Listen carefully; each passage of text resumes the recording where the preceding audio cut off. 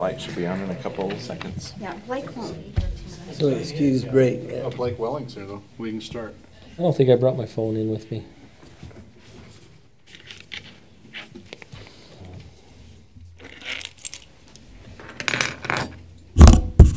Good, huh?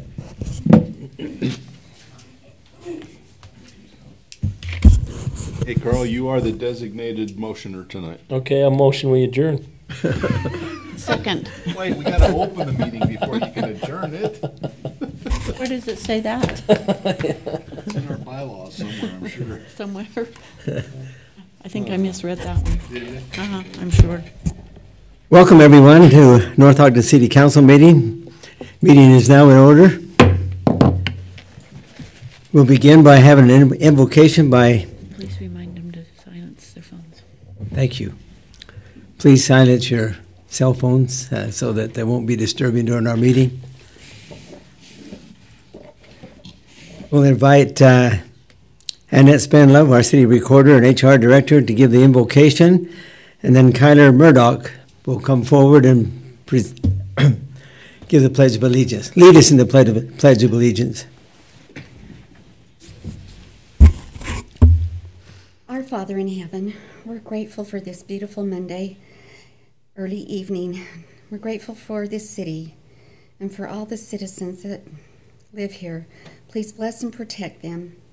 Bless our city council that they'll be able to make the decisions that will be the best for the city, and bless the citizens that they will understand. Bless our dear friend Brent Taylor as he's serving in Afghanistan, that he will be safe and that his family will be safe while he's gone. Bless all those serving in the military and their families, that they too will be watched over and blessed. We say these things in the name of Jesus Christ. Amen. Amen. Amen. You should wait for them to...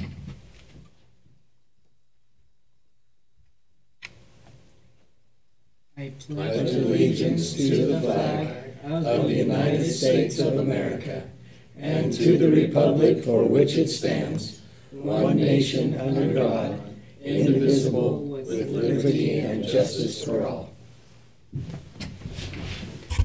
Thank you, Kyler. We'd like to excuse Councilman Blake Severin this evening. He is caught up with the flu bug, so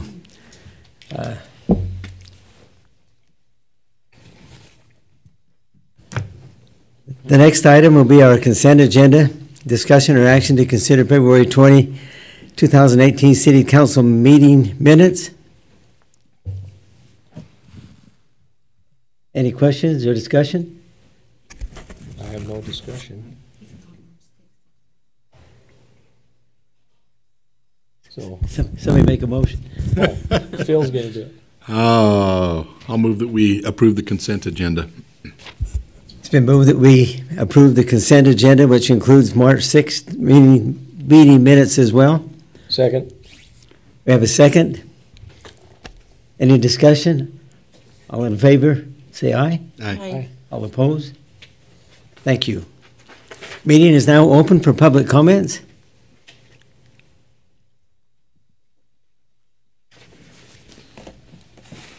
Seeing no public comments, we'll proceed with the agenda. Our first item is AYSO report. The presenter will be Ashley Smith, our regional commissioner.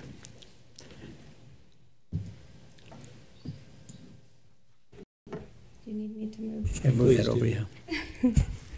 Don't have any mic fright. Don't. It's just on YouTube. There's about 10 million people watching. Million. Well, thank you for having me out here. Tiffany set up a couple of items that she asked me to address, and then if you guys have any questions, feel free to ask them. I did make some bullet points of some accomplishments and some struggles that we're still having as we've moved throughout this last year. But some of the items Tiffany had asked me to address was the registration for this upcoming year. We've set it to open no later than April 21st. Currently, our plan for that registration is that we will have registration and volunteer booths rotating at each of the parks that we currently play at. Beginning this Saturday, we'll have a registration booth at the Wadman Park. And then April 21st, we're planning on having the volunteer and registration booth at the Shady Lane Park. For people to approach, they can register, they can talk about volunteer opportunities. That, like I said, it'll raise awareness so that we can get more volunteers and people can ask questions. The other item that Tiffany asked us to address was current registration numbers for the program. We're currently sitting at a total of 1,052 registered participants. 975 of those are in core and 77 of those are in the extra play program. That is compared to last year, which was 1,223 participants. The update on the invoice for the per player expense to North Ogden City, we have paid that invoice. And she asked me to go over all of the board members. So I'm going to hand you each a list of the board members as well as our current budget. So I'm going to take a moment and do that.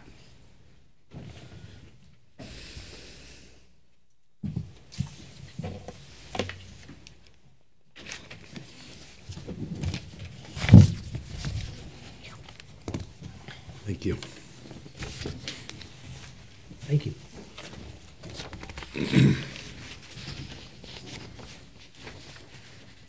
So currently serving on our board, there's myself as the regional commissioner. Felicia Fernandez is the assistant regional commissioner. Eric Smith is the interim regional referee administrator.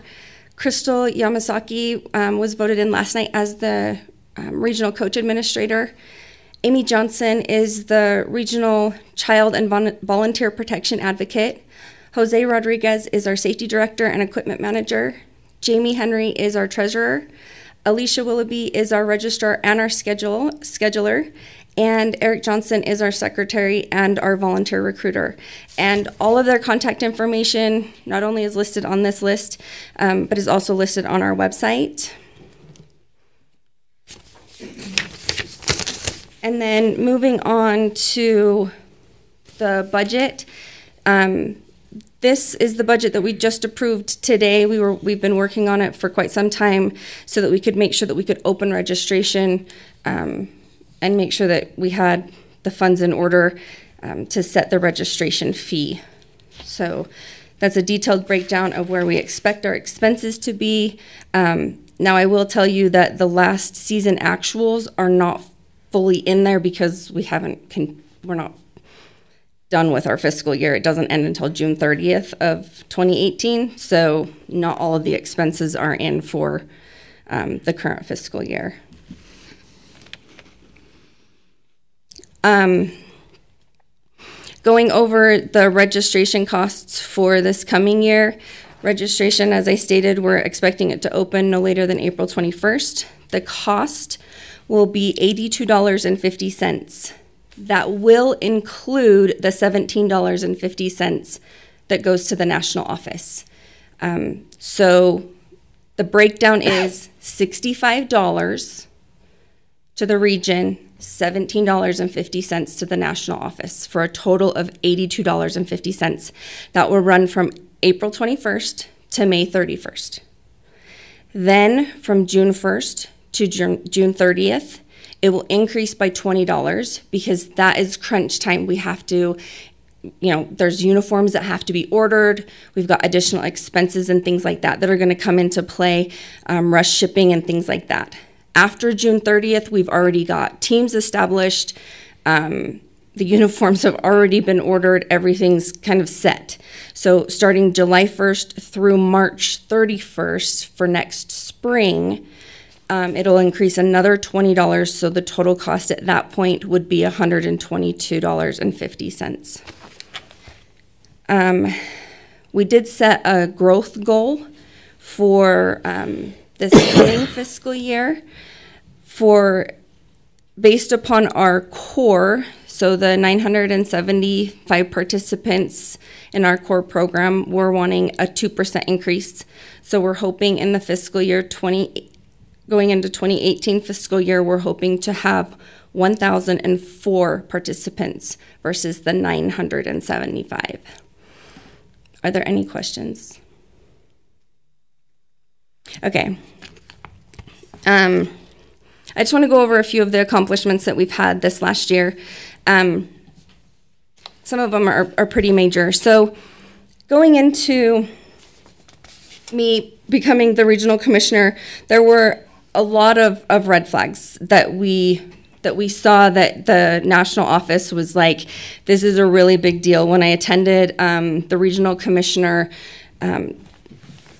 training class there, and I sat down with the board of directors there at the national office, there were a lot of things that they were like, when you go back, you have to do these things. And one of them was making sure that all of our registered coaches and referees had their Safe Haven and their CDC concussion certification. We started out the season back in the fall with roughly 50% being certified. We started spring just a few weeks ago having 100% of them certified. We did not have one game canceled because that's what was going to happen. Did not have one game canceled because not one of our coaches, not one of our referees wasn't certified. And we had 7 new coaches come in. We're doing their Safe Haven and their CDC at 11:30 at night before game day. But we had 100% before spring games started. We did not have any certified coach instructors in our region. We now have 2 12U certified coach instructors, and we have 1 playground instructor. They just got certified back in March, at the beginning of March. One of our 14U coaches, who was our previous regional coach administrator, now our interim referee administrator, received our Area 9R Coach of the Year Award at our AYSO Western States Expo in March. That's a huge award. Many are nominated throughout our entire area, and he was the one who received that award.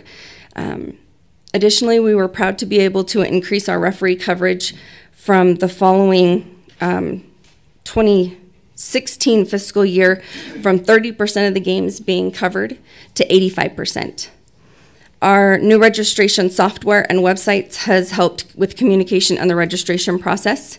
We have been able to use the website to post updates on field availability, the registration updates, game changes, rainouts, etc. Coaches have their own portal to communicate with their teams. They can send out team communications, team emails, text messages. We as administrators, we can also send out emails and text messages. All board members, again, are listed on the website. When you call the phone number that's listed on there, it rings to a live person. If someone doesn't answer your call, the phone call that you made, the voicemail that you leave, will be returned within 24 to 48 hours. Text messages and emails that you send can be returned even faster. Some of the struggles that I wanted to share with you are we continue to struggle to get volunteers.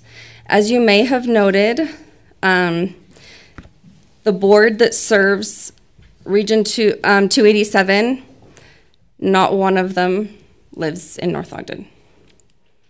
Personally, all of them, except for 3, live in Region 351. There are 2 of them that live in Region 343. Only 1 that serves on the board lives in Region 287, which is a really big deal. We would like to request additional support from the council to carry out a public campaign to increase the volunteer base, and as such would like to ask the council to help us raise awareness to our need for additional volunteers to help our children become the best members of society while we strive to deliver a world-class youth soccer program. Specifically, we would like to ask for advertisement and public announcements regarding our need for specific positions to be filled. That was one of the items that was addressed in the previous March 28th of 2017 meeting minutes, was that there would be a public campaign, and as I come before you today, I would like to see us move forward and be able to offer that as an option. Additionally, with the higher expectations for AYSO, we feel that there are higher expectations for AYSO than any other affiliation who uses the fields. We would like to request other affiliates who use the fields to be held to the same standards that AYSO is held to. We are all volunteers. We all have full-time jobs outside of our volunteering. Most other organizations who come in and use the fields, that is their full-time job. We would like to ask the council if something more can be done to ensure that other entities are paying their rentals instead of piggybacking on AYSO, SWAT, La Roca, Avalanche, Rampage, League 30, UISA, etc. In speaking with Tiffany in Parks and Rec, it was brought to our attention that AYSO has reserved field times, which we pay for, and we're happy with this arrangement. However, we had a meeting with UISA, and they stated they too have reserved contracts with North Ogden City for reserved field times, for which we have arranged to lease our equipment with UISA. But there have been several occasions where schedules have conflicted and AYSO teams have been denied access by UISA. Yet for Tiffany and the schedules, I have seen from the City Parks Department, UISA does not have any reservations and does not have any contract in place.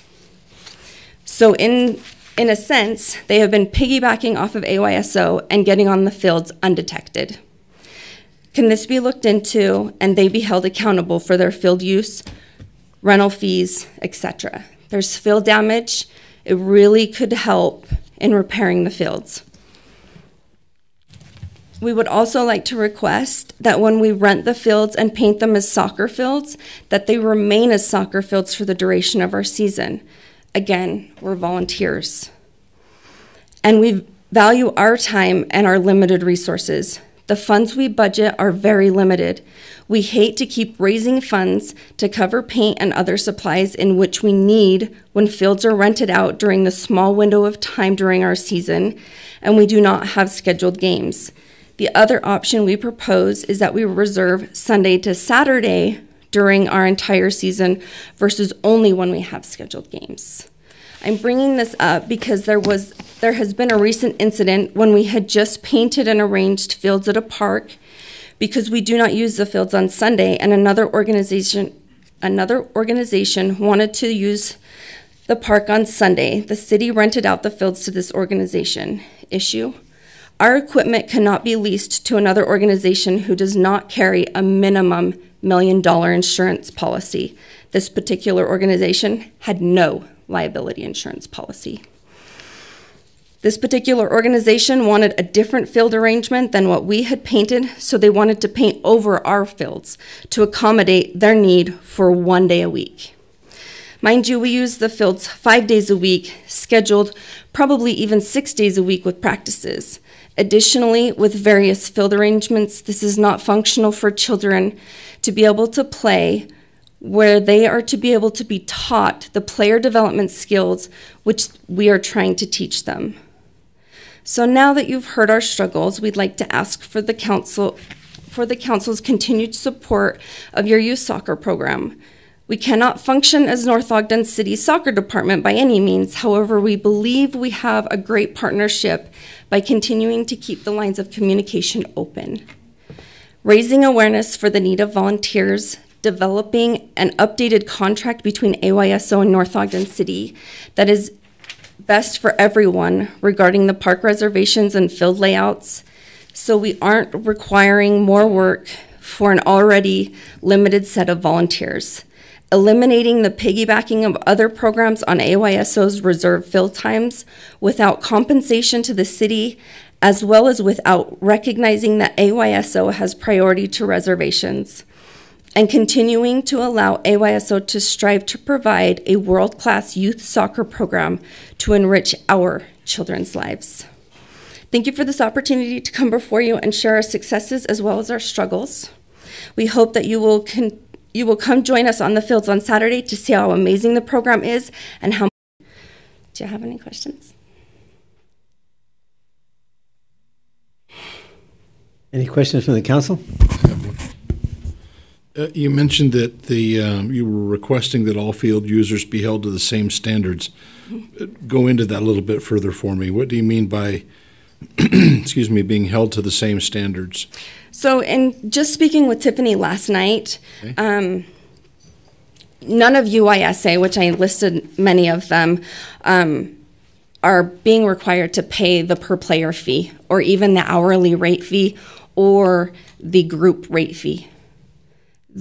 What's happening is they're coming in undetected during AYSO's time usage and rental times and just using the fields. So they're paying us a lease fee for our equipment, but they're not paying you guys to use the fields. So what's happening is they're damaging the fields, but you guys aren't getting your revenue off of their rentals. And we're getting kicked off the fields and not being able to have our games, which is a lose for everybody. And not only that, but there's issues with the entity that came in on Sunday. They weren't required to have liability insurance. That's a huge deal because if they had had it in place, we would have had no problem letting them lease our equipment. We wouldn't have had to have went through the trouble of ordering wheels and having to have them emergency shipped to us, and our volunteers having to figure out their work schedules to get out there to put the wheels on, going out there Saturday and Sunday in the rain to put the wheels on. How often is UISA using the fields? They're using them as often, if not more often than we are. They're out there Monday, Tuesday, Wednesday, Thursday, and Friday, and they're out there Saturday after we're off the fields. Okay. And I'm going to share a document with Tiffany that shows her the lease arrangement that we have with our equipment so she can see those usage times. The issue that we're having is, did she just call up UISA and say, hey, you're using our fields? Is that something she's supposed to do? Well, that was one of the questions I was going to have, is that I certainly understand where there's conflict when you have the field reserved and they come in and take up the field. But I don't know that we have or should or will have a mechanism in place from a city perspective where we have somebody that's basically patrolling the parks. And when we see a large group of people get together in the park, that we have an officer or somebody like that pulls in and says, who are you? Have you leased the park? I mean, they're public parks. Right. And you know, if the public comes in and uses a public park, I don't know. I don't know how you enforce that. You know, if Tiffany does make the phone calls and they say, no, we weren't using the parks, or yeah, we were, there was nobody there, and there wasn't anybody there, I don't know. I don't know what the solution to that is. I don't know how we control that. Do you have any suggestions? My suggestion would be that there is more communication. I mean, there's somebody that we worked directly with to develop the lease of our equipment. That person is the person who should have been working directly with Tiffany to lease the grounds that equipment's on. So I guess where I'm struggling is if you choose to leave your equipment out on the grounds and any Joe Public comes out and kicks balls into the net, why is that the city's issue? The issue is because they're using it excessive amounts that's putting damage on the fields. Right. I understand that. Yeah. But again, I'm looking for what's the mechanism? How do we control that? Aside from having, again, somebody that's patrolling the parks. If, let's say, UYSA and others don't choose to come in and say, we're going to formalize the lease, we're going to pay $1 per player, which is, I think, what you guys pay. $1.50. For the maintenance fee, and they choose not to do that, and they show up and they play on a field when nobody's there. So how do we control that? I mean, without trampling their rights. It's the public. It's a public park. I'm just trying to understand how we get to where it is you want to be. Well, you talk about their rights. Well, what about ASYSO rights when they've paid for that and it's their equipment. I mean, Oh, there's got to be yeah. somewhere in between that somebody can't just piggyback off theirs for free. Oh, Free and clear. I agree. I agree with that 100%. But if I rent a Bowery and then don't use it, and somebody shows up and uses it, doesn't matter that I rented it and didn't use it. What I'm saying is a park doesn't close down in my mind because somebody has reserved the field. The park is now not closed to the public. Well, I don't And know if they that, don't show up, I don't know that that's your issue on the reserved park. It's the other team coming in and using their field time when they have it scheduled. right, and I And agree with keeping that. them And off. if their team is there, then you guys should absolutely have priority, and I completely agree with that. Same with the Bowery. If I'm in a Bowery and somebody else comes in and they have it reserved, I leave. I have to leave because they reserved the Bowery. So maybe in our contracting agreements with the equipment, that's when we bring Tiffany in to say, this was contracted field time for AYSO, this will be the additional fee for North Ogden. Because there's a per player fee that UISA pays to help us rejuvenate the brand new equipment that we just put out. Sure. So in addition to that, that's when UISA could maybe sit down with Tiffany to work out. In your desire for field users to be held to the same standard, is what you're actually asking for is that we don't allow groups to use the fields unless they're paying like you do? Is that really what you're asking? Well, ultimately, you guys have a field use fee. There's a per person, or there's a per player fee, there's a per hour fee, and there's a per organization fee. Right. So ultimately, yes, because we're not asking for any special treatment, but we don't want others to have special treatment. Just like I mentioned that the Sunday group didn't have to have insurance, yet we have to have insurance, and other organizations have to have insurance. Who requires you to have that insurance? You guys ask for our insurance certificate. Okay. It's us that's yeah, it's requiring. a liability.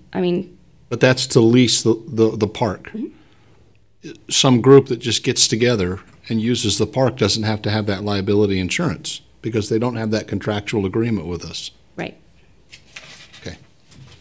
And you're asking that they be required to have that contractual agreement If they're an to meet the same organization, standards. yes. If they're what? If they're an organization, yes. Sure. Okay. I'm just clarifying. I'm not. No. I'm just trying to make sure So if they're- I'm straight. And the group that's coming in on Sunday is an organization. Okay. That's La Roca, isn't it? No, I don't believe they have a name. They're the group that was playing out at the fairgrounds, but now they're coming okay. in. To be honest with you, in 2 weeks they're coming over to the AYSO Adult League, so that won't be a problem because they will have insurance. Okay. And for the next 2 weeks, they can't play on our equipment. Right. Okay. But the other issue with that is that if we're renting the grounds and painting them as soccer fields for that duration, we need to find a balance so we're not painting the field as a soccer field and then maybe having another group come in and, like right now, Tiffany states that lacrosse, they've been able to limit it to one park. But if they were to grow bigger and need another park, if they were to try to paint over our soccer field with a lacrosse field and try to teach a soccer player how to play soccer on a soccer field with lacrosse lines on it, that would be so confusing. So we're trying to figure out how if we paint it as a soccer field, it can stay a soccer field for the fall season, and then when we paint it in the spring, it can stay a soccer field for the spring season. Let's just for conversation's sakes, I know I'm killing you, Cheryl, sorry. No, it's okay. But I'm trying to understand. Let's say lacrosse does grow. Why do you have more of a right to the field than they do? We don't. That's what I'm asking is if we were to rent it during the time slot, I'm asking if our contract for the city, instead of renting it during the specific game times, or is it more beneficial if we're going to rent it as a field would be better to rent it Sunday to Saturday. So it would basically be AYSO's field Sunday through Saturday. We're practicing on it during those times Right. anyway. But there might be other organizations that want to lease and can lease use it during that time. What I hear you saying is it better for AYSO to basically monopolize the parks for their organization and not allow any other organization to have the same access to parks that you want and paint the field differently because they play a different sport. And I don't think that's fair to them. I mean, I don't know how lacrosse or any other sport that uses the fields is going to grow. But shouldn't they have the same access to the parks that you do? And if you want that kind of access, I can tell you as this councilman, a buck per player doesn't cut it. And that's why I'm saying an agreed upon contract that would be in the best interest of both parties. Whether that's an increase in player fees, whether there's got to be a common ground, because our volunteers don't have the time. Our players, they're not going to be able to keep having this player increase and player increase and player increase to keep covering the paint, to keep painting that field over and over and over again. And that was another thing. I don't want to make the little player keep paying for that. Right. Right. Yeah, I understand where you're coming from. John, is there anything legally that would prohibit us from essentially locking up the parks to any other organization other than AYSO if they paid a fee to do so? So I wouldn't anticipate there is. I'd have to look into it. It's kind of hard for us to say this is the only organization that can play in the field, but you know, when it comes to volleyball or things like that, we do say it's a city program, but we say this is the city-sponsored volleyball program, for example. Right. So it might, if it was in that same frame of mind, in theory, the city could, but that would be hard. When there weren't games being played, it'd be hard to say, well, no one else can go out and kick a soccer ball around or a football or whatever they wanted to do on the field. So that's there'd be some issues that might come up there when it's not being used for that, sponsored activity. All right. You couldn't go repaint a football field over it.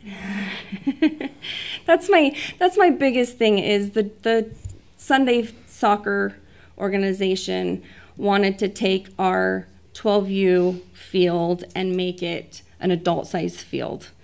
And we were able to work it out where they weren't painting in the middle of the field, but they did expand the field with a different colored paint.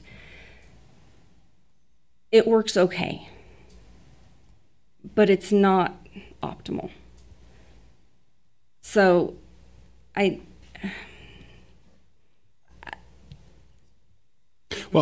hear what you're saying, but you have to remember too that it's not optimal for them either not to be able to paint an adult-sized field when you're playing with adult players. Right, but it easily could have been. We already had there's already 2 fields that were already painted. He needed 3. There was 1 blank space he could paint.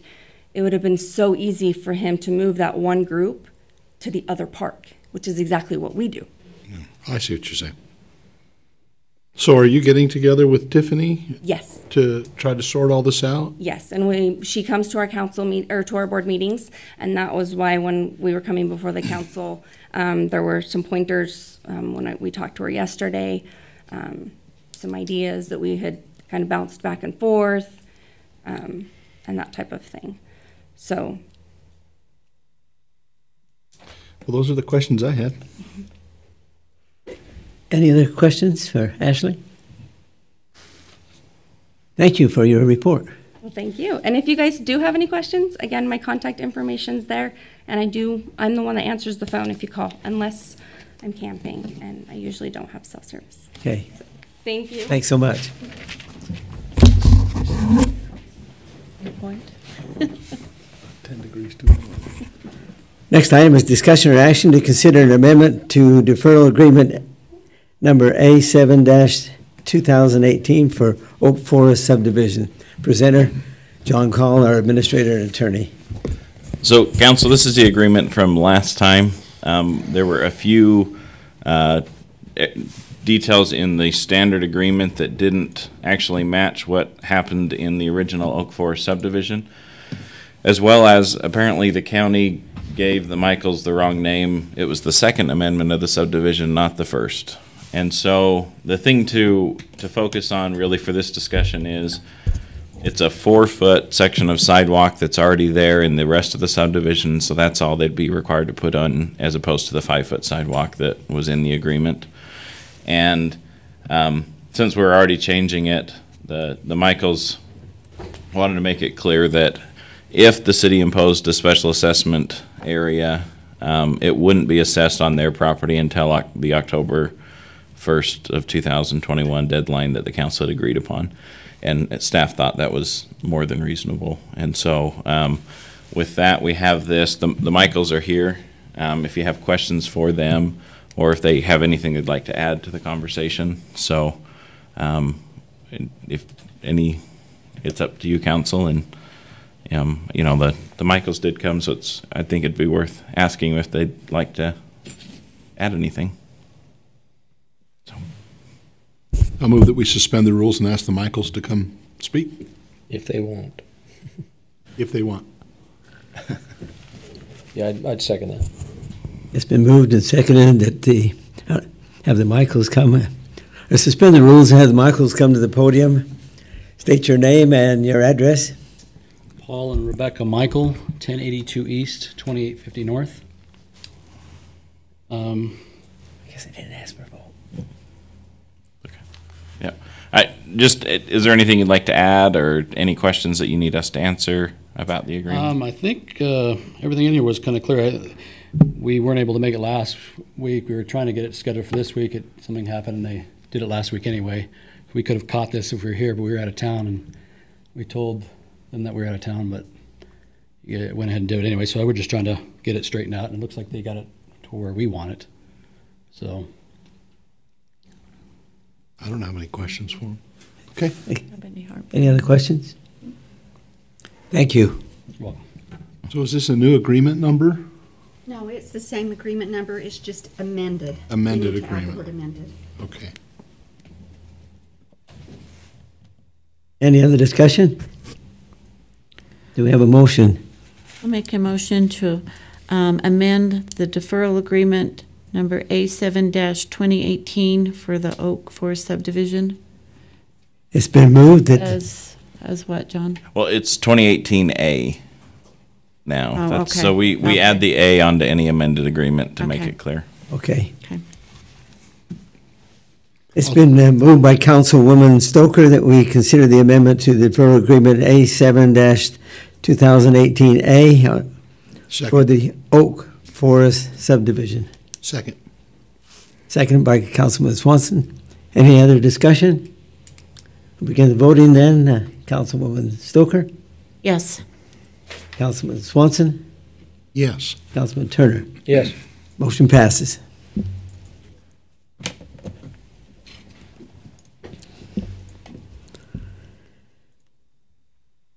Next item is a public hearing, which is now open to receive comments on action to consider surplus property at approximately 365 West Pleasant View Drive. It's the old maintenance facility. Any comments or questions from the group? So, council, on this, as you remember from the discussion, anytime the city is considering getting rid of property, physical, real property, we have to hold a public hearing. In this public hearing, we actually did the entire. We're talking about the whole parcel, the city property, so it's the whole piece here, with the exception of the water, the pump house we have there. With the idea being that if we do decide to sell this little corner or lease this little corner to the Coldwater Animal Hospital, we would also, under this hearing, have the authority to do the entire parcel for sale. When we first moved the Public Works Department 3 years ago, we always talked about this being a potential redevelopment piece, and so we just figured we're talking about the piece of property. We might as well have a full surplus hearing and just go through that. Do you have any questions about what we're doing? There's no immediate plans to sell it. Nobody's approached the city about it. It's just a matter of getting this. Councilman Severing did have a CMA pulled on it, which is a comparative market analysis, not as good as an appraisal, but gives you a rough figure. And this parcel in general is worth, I'm going to use a range because ranges are better than specifics, somewhere between 1.5 and $2 million is what the CMA said. But that, the market, it might not be what the market would actually pay, or it might be less than the market would pay. So if you were going to sell it, we would probably go out to if there wasn't only one person could use the property, which wouldn't be the place here, then we'd go out and just market it on the general, in the commercial real estate, and see what we could get out of it. So if you don't have any questions, and there might be people here to comment on it, if not, then we can move forward. Any questions or concern from anyone? Okay, we'll close the public hearing. You got to open the public hearing first. We didn't do that, did we? So he did say the public hearing was open, and then I jumped in first. I'm sorry. Yeah. I didn't hear that. But if there's no comment, then it would take a motion to close it. Move So to I would close do it. public hearing. He was raising. Oh, wait, nope. So, come on up. Come on up. Yeah, it wasn't clear to me that it was open. Hello, my name is Dave Shoup. My address, do you want my home address or the hospital address? And that says hospital. That's Hospital great. address is 2671 North Washington Boulevard. First of all, I think there's a mistake. You have it listed as 385 or approximately 385 West. If I'm not mistaken, I think that should be 385 East. Yes, that's right. That's right. Okay, so we might want to make that or fix that. I guess my question to the council would be, are you open to selling a portion of that parcel, or would we have to purchase all of the parcel? Does that lessen its value? If so, by what dollar amount? Because we're really not interested in purchasing the whole parcel, just a portion of it big enough to expand our parking. If I'm interpreting what John said earlier, John, I think we'd still be okay to just sell a portion of it, correct? Right. Any portion we wanted, but the public hearing will cover the entire ground for the future date when we do want to. Yes, so, yes. Okay. And then for the portion that we'd like to purchase, is there an approximate value that you've come up with for that many square feet? I don't have that number here in front of me, but I think with what we've got, we can communicate that to you. I just don't have it here in front of me, and yeah. Less than $6 million. Nice. Really, I think that's all that I needed to know. If the city is this public hearing is just that to announce to the public that, hey, this property or portions of it is for sale. That's really what my partner and I are interested in, because we really, I think, do need to expand our parking, especially in light of the idea that the city's plans going forward, unless I'm mistaken, is to expand that portion of Washington Boulevard going northward up to 2800 North. Correct. So, thank you for listening to my comments. Thank you for your comments. And John, all this does is really deem that we're deeming the property as surplus, correct? Right. Not that it's necessarily for sale, but that we're deeming it as surplus property. Right. So in Okay. theory, the city could designate any piece of property we don't have a planned use for as surplus. It wouldn't obligate us to sell it or anything. We could Okay. do what we wanted still.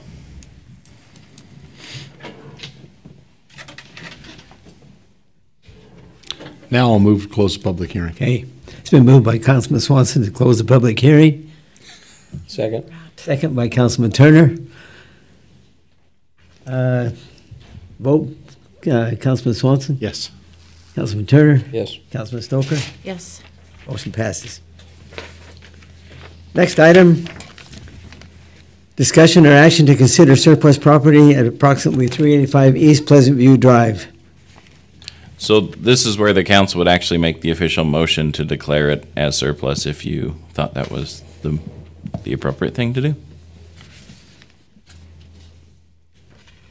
Mayor, I move that we declare the property at approximately 385 East Pleasant View Drive as surplus property. It's been moved by Councilman Turner to declare the property at 385 East Pleasant View Drive as surplus property. Second. It's been seconded by Councilman Swanson. Begin the vote with Councilman Turner, Yes. Councilwoman Stoker, Yes. Councilman Swanson. Yes. Motion passes. John, so in order to move forward with the doctor here and his partner, do we need to have them come to us with a propose what they would like to purchase, or how's that work, and how do we determine? I think the mayor and I will get in touch with them and kind of talk about the amount that the CMA has given us, and then the amount that they'd actually want to purchase square footage, and then it'd probably be advisable for us to get at least an appraisal done of that property, just to verify that, But what we did the CMA for was to make sure we were in the ballpark money-wise, so that then it might the appraisal might come in lower, but we just wanted to know if we were close enough to each other that, it's not like $1 a square foot compared to $10 a square foot. Okay. So. Thank you. Next item of business, discussion on fiscal year 2019 budget. Presenter Evan Nilsson. All right. Thank you. Good evening. I put a little packet of information up on your desks there. This is a continuation of several discussions that we've been having. Let me just highlight the budget calendar coming up. May 1st is our day to adopt the tentative budget, and we've made some good progress. I think we'll be okay to make that happen on May 1st, designated for our day for the final budget public hearing and approval. Then June 19th would be the adoption of our revised fee schedule. So today we would like to continue the discussion on garbage and recycling rates. We have gathered some additional information that was requested last week. After that, we have several, I guess we could call them minor funds that we have not reviewed yet. And so I'd like to review those funds with the council and make sure you have the information that you need to feel comfortable putting it into the tentative budget. So we'll start out with the garbage and recycling rates.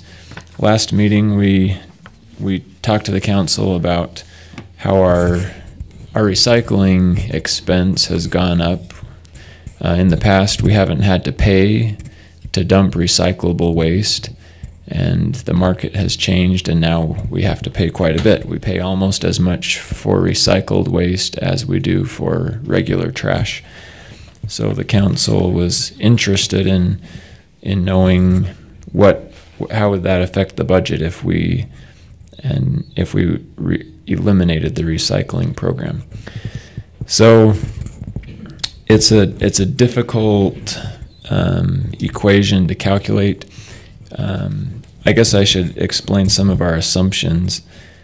So if we eliminate recycling, we have all of those recycle cans out at each residence. And we assumed that those recycle cans would become second trash cans. We also assumed that not everybody would want a second trash can and would want to turn theirs back into the city. So we have a couple of scenarios in the staff report. The first scenario assumes that 2,000 homes would keep their recycle can and use it as a second trash can. And then the second scenario assumes that 3,000 would keep them. That's, I guess, 2,000 out of 5,300 residents that don't already have a second trash can. And those numbers, we don't have historical data to base those numbers on, so we're really just guessing. But we're open to your suggestions, or if you have other ways of thinking about this. So you can see the rates in the staff report. The first trash can would be $9.88. Second trash can would be $7.47. For a total of $17.35. That's assuming 2,000 people keep their second trash can.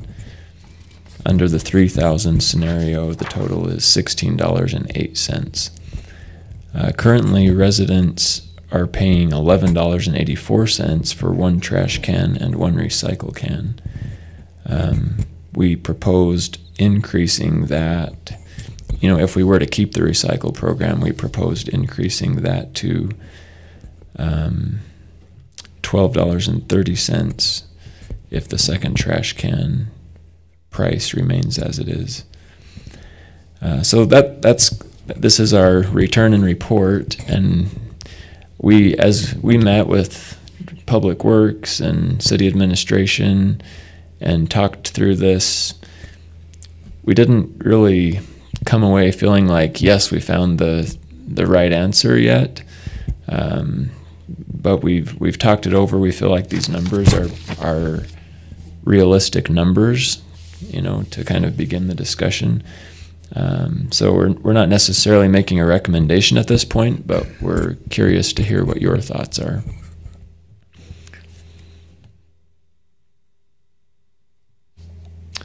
And Dave's here for all of the more difficult questions.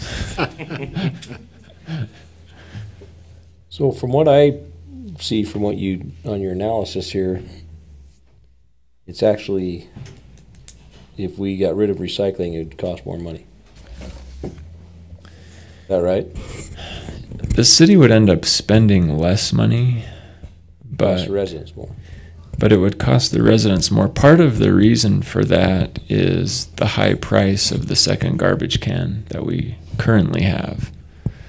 So if we just keep the recycling and raise, I guess we're raising the rate to recycle because it costs us more money to recycle, the city more money to recycle, correct? Currently. Yeah, if we keep the recycle program, then we definitely would want to raise the rate to cover those, cover the increase in recycle. Right, and we'd be costs. raising it $1.30 or something like that. Is that right? Isn't it right? Right now it's 11.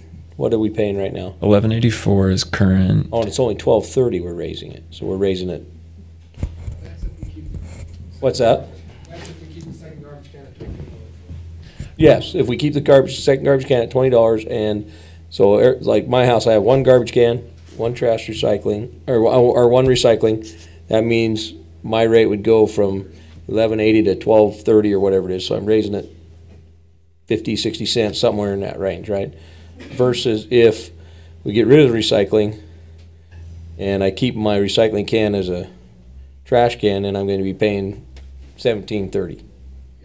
Right? I don't like that idea. I'd rather only raise my own rate to $12.30 and keep recycling. So the thing that's missing is that the people who only have one garbage can would pay the $9.88. So they would see a reduction. So that's why. So unless we forced them to keep two cans, then the people who just had one can would pay the lowered rate, and the people who had two cans would pay that $16.08 or the $17.35, depending on how many and then we'd have to make a gut, like, well, we think there's going to be 2,000 people who keep a second can, and so it's kind of that's why it seems counterintuitive that it costs us less, but residents pay more. The majority of the residents will actually pay less because we assume that 3,500 of them will only have one can, and they'll pay the $9 a month, $9.24 a month. So I think recycling is good. So John, if we did away with recycling, would we have to renew? Would that change our, what?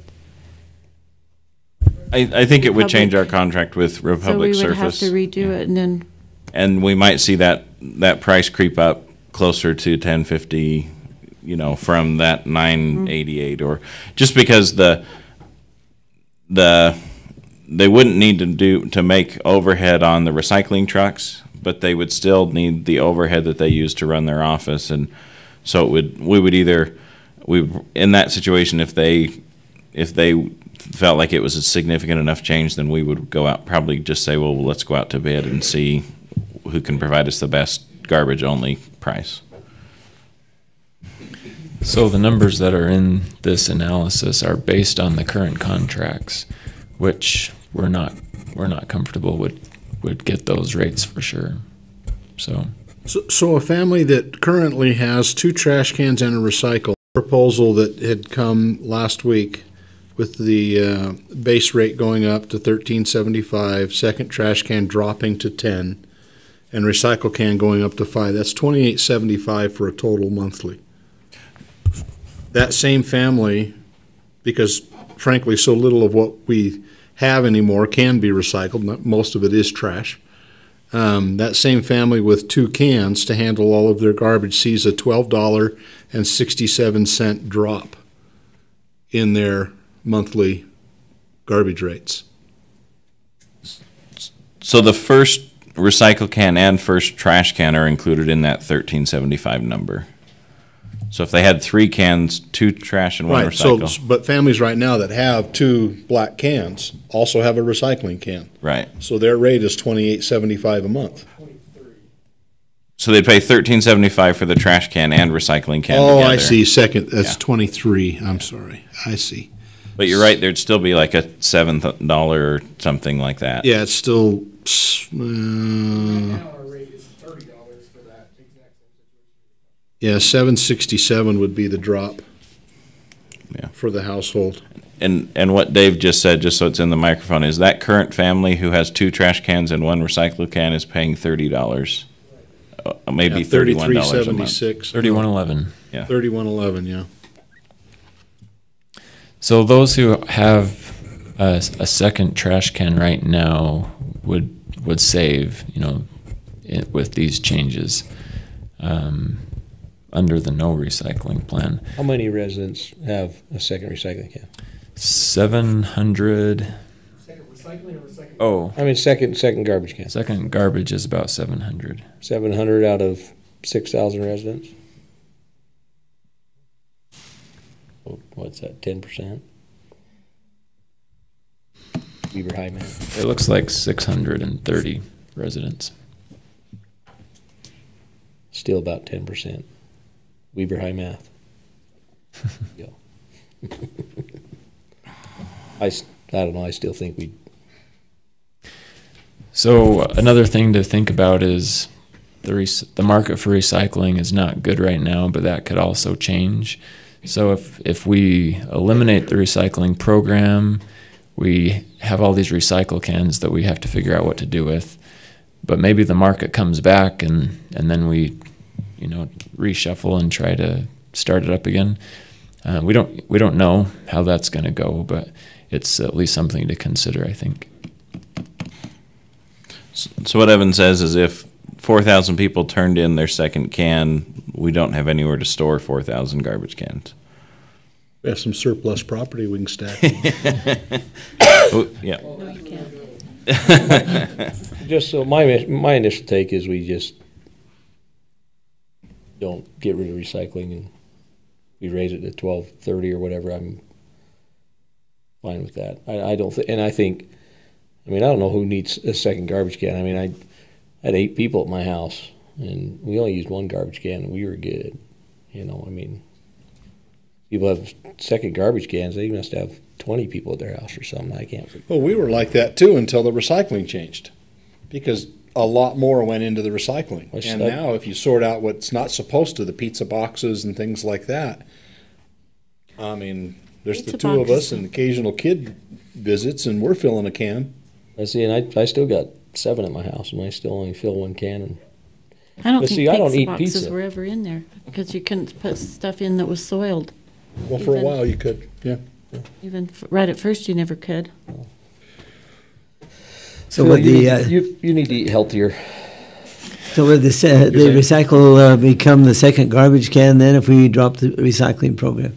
It doesn't have to, but that was logical to us because we figured why pick up all the recycle cans just to redistribute second garbage cans to people. So it made sense that we would just convert those into second trash cans. But it could be handled either way. Well, and I'd still be interested to know from Republic Services if we can get some kind of a guesstimate from them what the cost would be if we didn't have the recycling trucks going around. Because that's an unknown here. We don't know what additional cost savings there would be if we didn't have those trucks. I'm not saying we need to get rid of recycling, but I think with where recycling is right now, we have to be fiscally responsible. And if it's a significant cost reduction, and we're paying a lot for little effect, I think we have to consider that. We have to at least have that information to look at.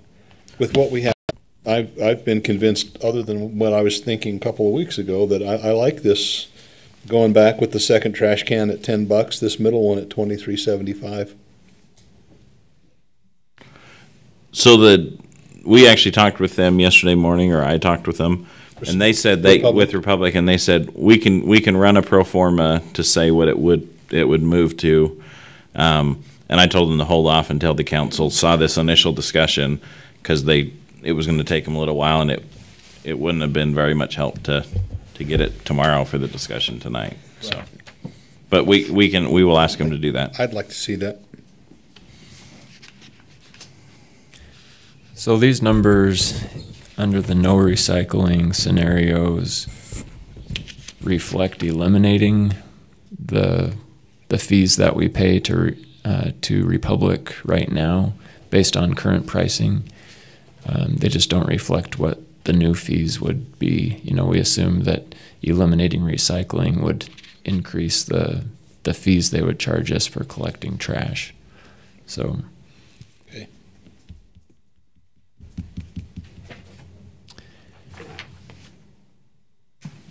So are we saying the next step is to find out what those fees would be and then talk again? That's what I'd like to see. So. Okay. I like what's been done here, and I appreciate the information, but I don't think it gives me enough information to make a final decision on one way or another on what, do we keep it, do we modify it, do we get rid of it?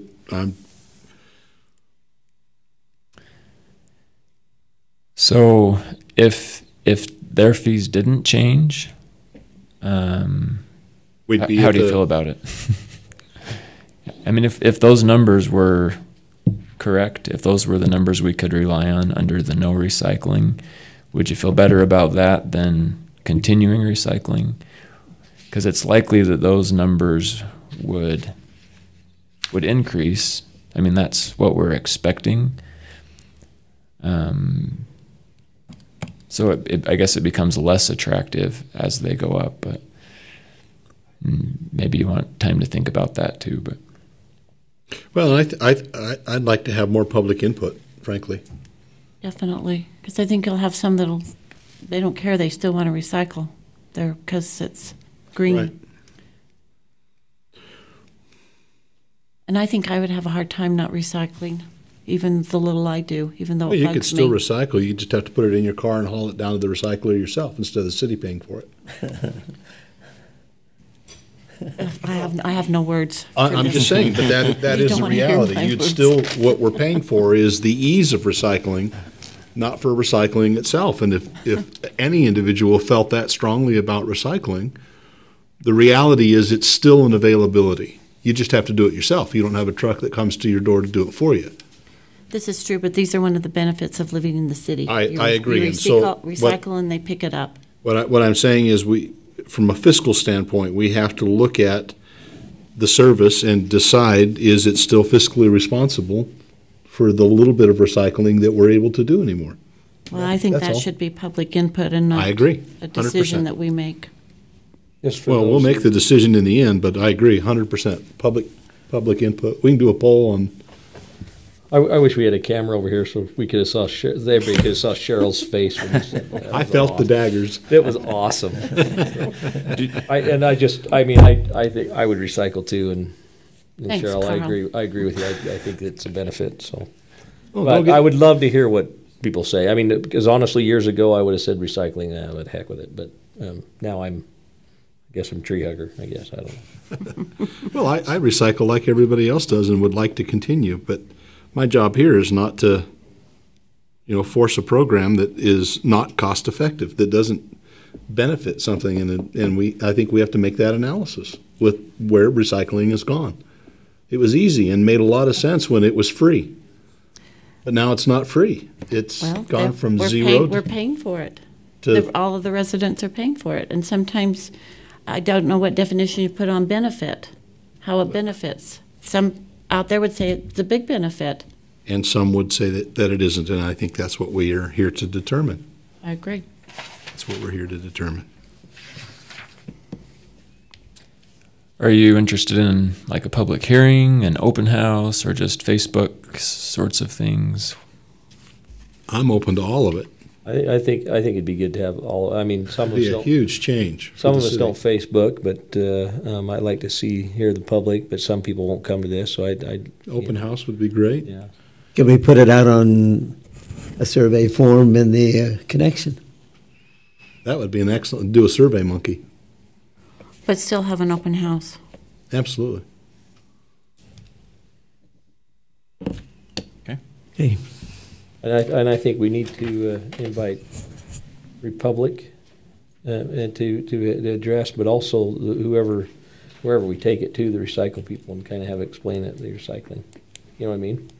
Well, I think we need to have some solid numbers too, so we're not guessing it, what it would be, what solid waste would be if we kept the recycling, and what it would be if we eliminated it, and what it would be if we modified it so that individuals have the information they need to make a good choice.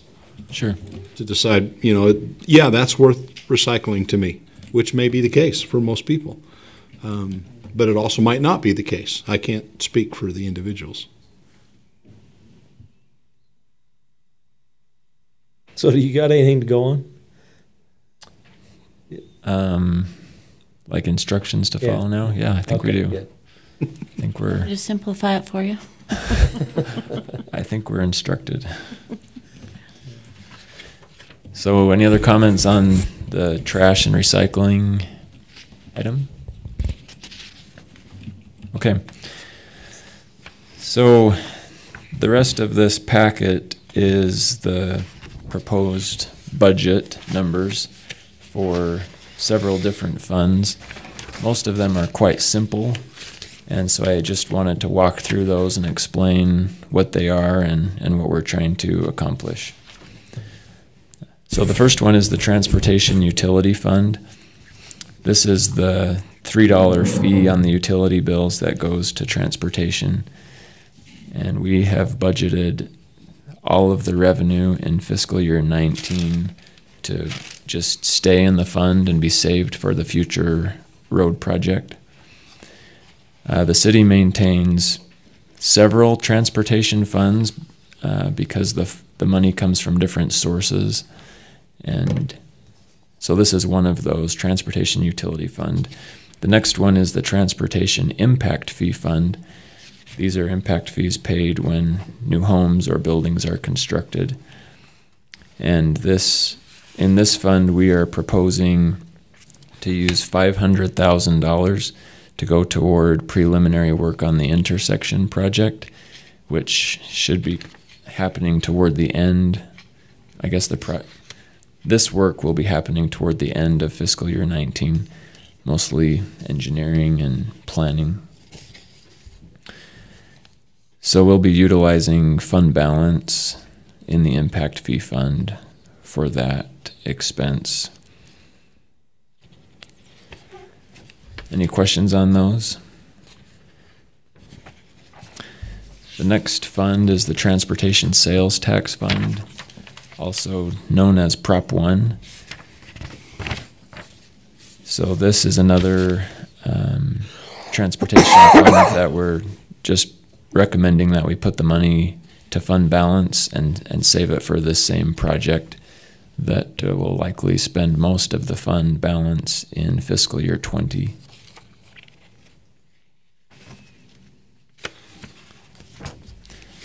The next one is the Sewer Impact Fee Fund.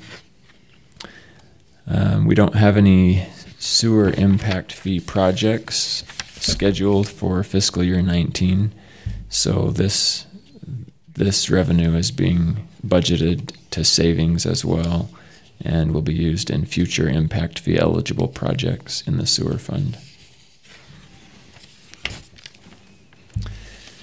The Storm Impact Fee Fund, we are proposing to use $126,900 as a portion of the funding for the new storm basin project. That's 14% in the impact fee study that's been done or is in progress. They determined that 14% of that project is eligible for impact fee expenditure. So we've budgeted that, and assuming that in subsequent years, in the next fiscal year, additional funds would go toward that. So in the Storm Impact Fee Fund, we're budgeting to transfer that $126,000 into the Storm Fund, where the actual project will be expended.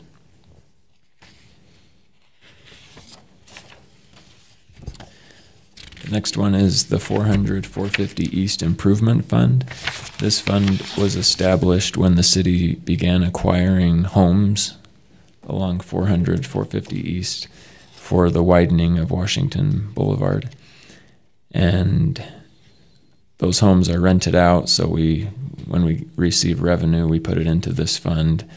We've had quite a bit in expense to fix the homes, repair the homes, to get them ready to rent, as well as expenses for the property management company and the property maintenance. So this fund tracks all of that, and basically we're now to the point of building fund balance, which once we get to the point of doing that. And Council, if you remember, that's why this fund was specifically set up, is so it doesn't get lost in some other government fund. That happens? Okay.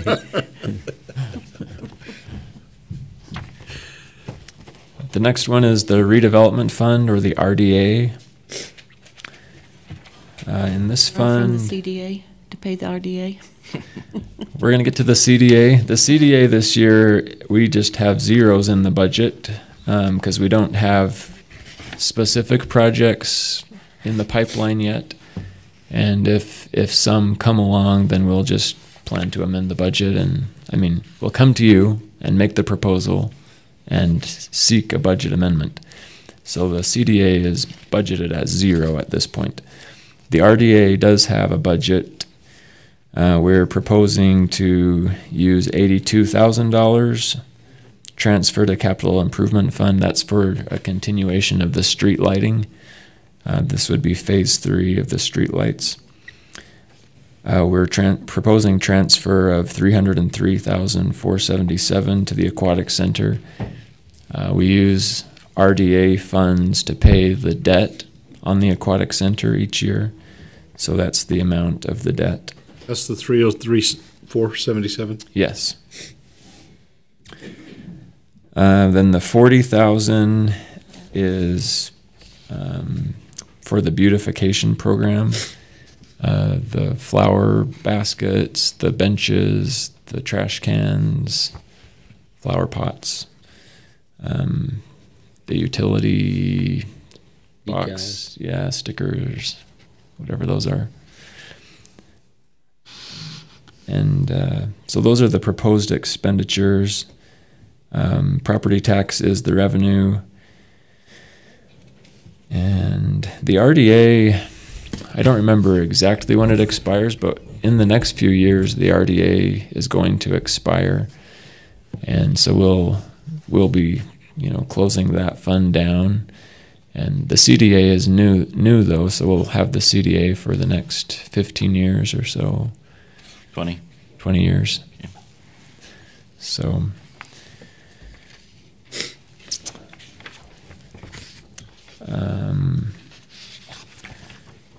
that's all I really have on those funds. We maintain quite a lot of funds, but these that we've covered tonight are a lot simpler, fewer line items, not as complex as the utility funds or the general fund. But we want to make sure that you have an opportunity to see what's being proposed and ask any questions. If you have questions, we want to make sure you understand, what each fund is and why we have it as much as you can handle. So any questions on anything? Thank you. Okay. Definitely, thank you. Sure. But there are people like you that like to do this. Thanks. Thank you, Evan and staff. Okay.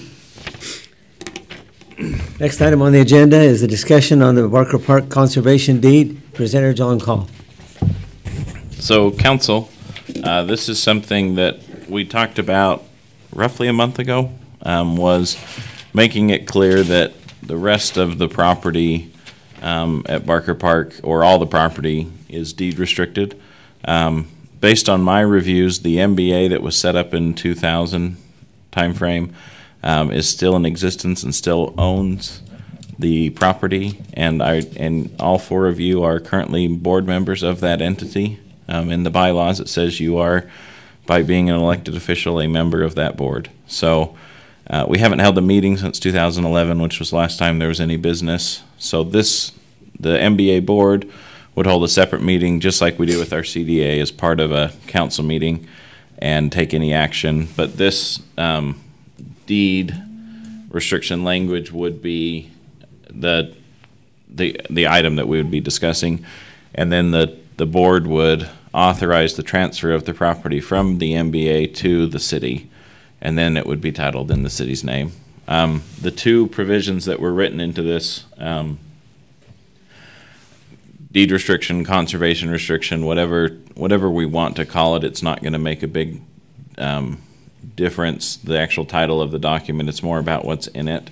And so these two bullet points are the ones that I wrote based on the conversation, which is that there's no residential buildings to be constructed on that property, and that no above-ground utility facilities shall be constructed. I know that there's been a lot of discussion about that, and we might need to clarify what that means, because what I was trying to go for was not to go back to 2011 when a public works facility was proposed and the citizens had the heartache over it. I wasn't a citizen then, so I wasn't aware of it, but I wasn't a resident. But Which border did you cross? Yeah. So defining that, what I was trying to, when I say above ground, in my mind, I'm thinking we can still run underground utility lines or things like that, or underground vaults, PRV stations, but there wouldn't be a new sewer building or a new, something like an office for those type of things. A new gas substation or something like that. Right. And then I did add, this is also piggybacks on that same comment, this idea that nothing in the restrictions intended to limit what can be done as related to park facilities. If, for example, they were putting in, in the plan we talked about having a splash pad over there. Well, a splash pad's going to require a separate building that has a utilitarian purpose in housing the pumps to run the water and clean the water and chlorinate the water. So someone could argue, wait, no, that's a public utility building. And so I was trying to make it clear that those are the types of things that don't qualify And so it's just a general thing that is kind of anything that the Parks Department that relates to that plan is going to be okay. But that being said, I know that, like, for example, that building, it doesn't have to be ugly. In fact, we've talked about using the Campbell barn that's right on 2600 is going to be relocated to Barker Park, and we thought about maybe using that as the shell, basically rebuilding the structure inside of that barn and using the outside of the barn to hide the ugly building. So it's not just a brick building that's in the middle of a beautiful park. So that type of a thing. So, but that I should probably mention that hasn't been given through the amphitheater committee or anybody like that. It was just an idea of the type of thing we could do to make that building not stand out. Not have like a red brick building in the middle of the grass. So there's lots of options that I'm sure the park staff would weigh in on. So, anyways, this is the language as proposed.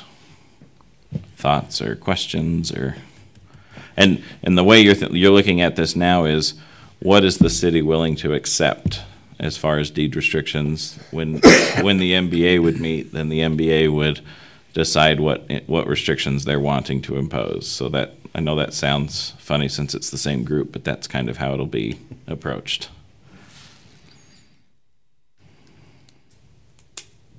I like it. I don't.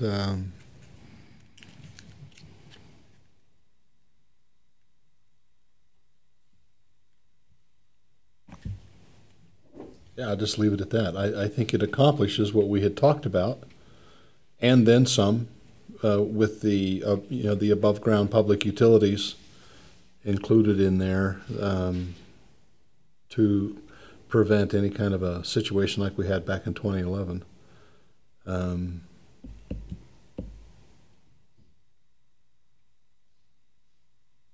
Yeah, I like it. Seems to keep it what was intended to be done as a park. So I sent an email to John, and I just said I think we need to define no new above public ground utilities, and it seems like it's addressed in the second one. And my concern was, if we have to have a pump station if we do a splash pad, if we have a Bowery and we have restrooms, is that considered a public utility facility?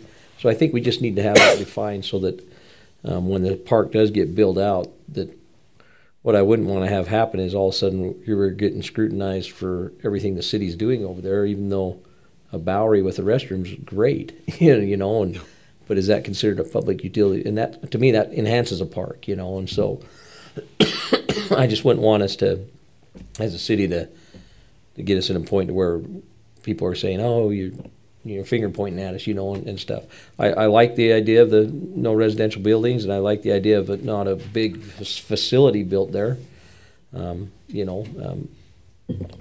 I don't remember anything about a public works building being a problem. That was sarcasm. Think? I missed that one. No. Glad you clarified You it. missed it too.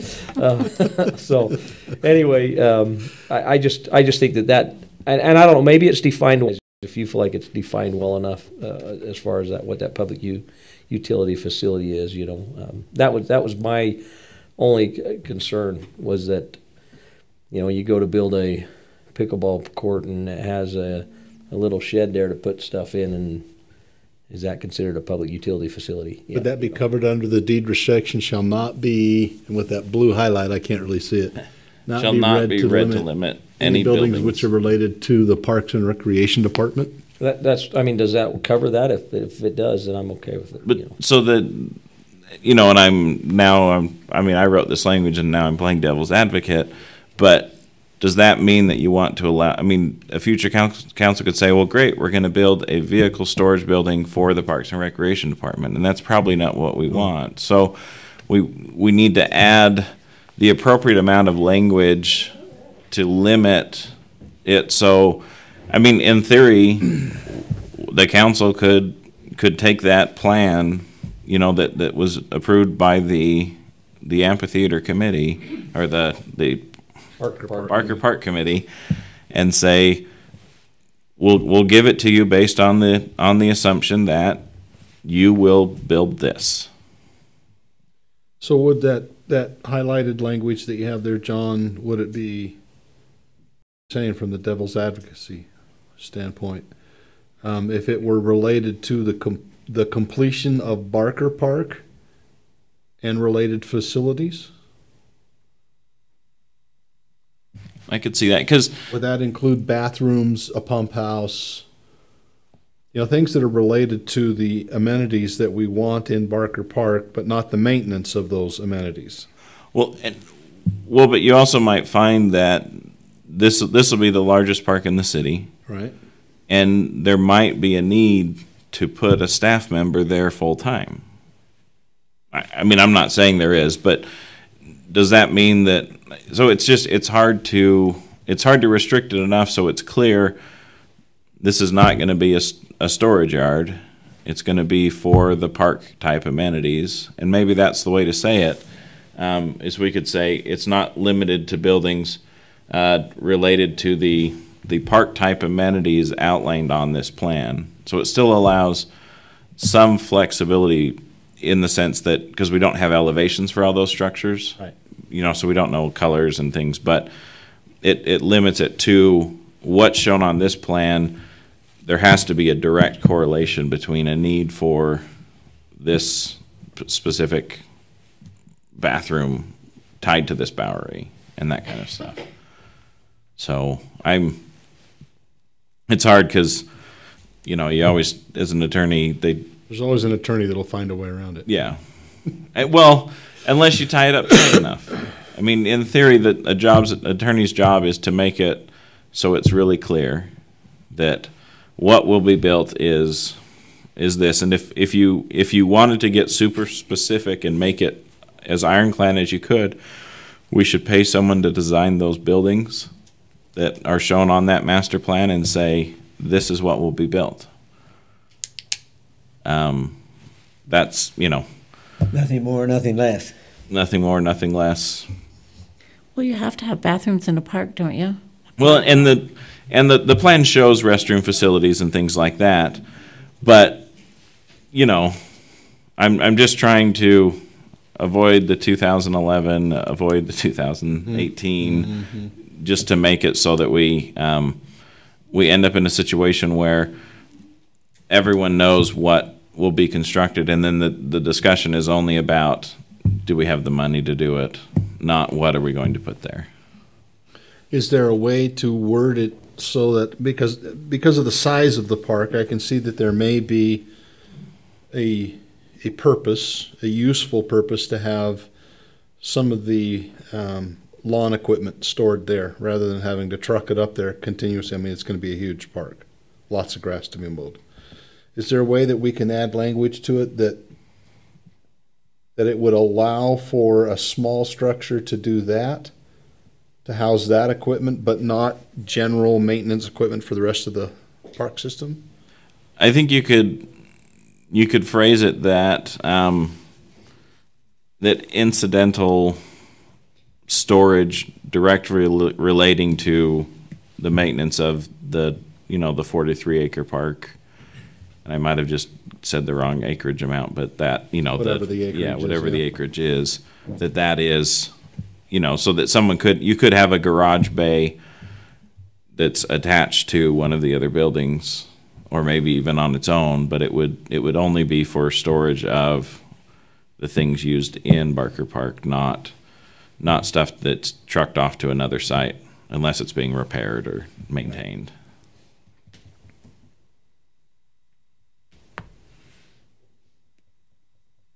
So I think that there's bound to be something that we can word. I mean, some way we can word it to where it's fairly clear. But there's always going to be a Zeezrom that tries to mess things up. But anyway, you like that, Phil? But anyway, I just I think it's Liberty Park in Salt Lake. They have a fairly substantial building. I mean, it's a huge park. I mean, but they got a substantial building there that has locker rooms and, so people who go to the park and put stuff in there to keep it safe. But then they also have a groundskeeper room, and it's not.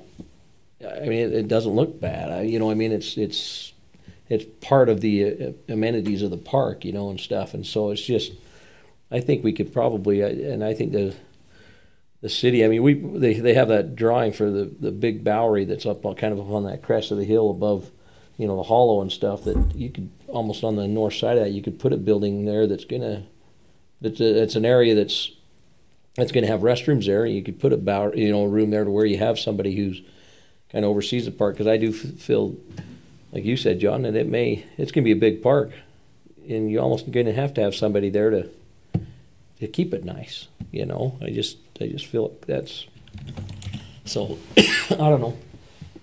I'm sure John could figure out something, right? Well, and the other thing that hasn't happened is this hasn't been given to any other group, Right. To say, hey, this is what we think would be good language, and there's always some benefit to getting that feedback. In particular, the children of the families who sold the property to the city would be a great sounding board. So, Who's up? I think it's the Barkers. Barkers, that's right. That's right. Actually, I was gonna pull this up just so that everyone's aware of what we're talking about.